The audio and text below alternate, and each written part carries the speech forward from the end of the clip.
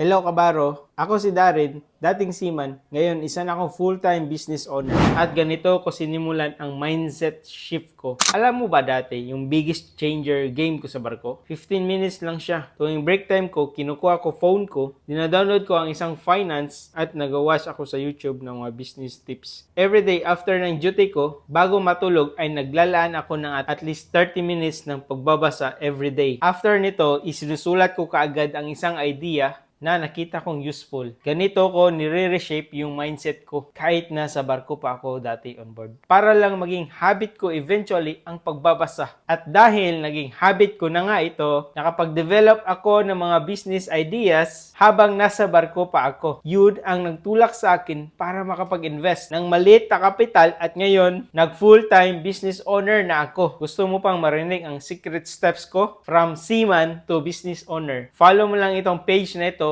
and comment down if meron ka pang gustong i-topic ko. See you, kabaro!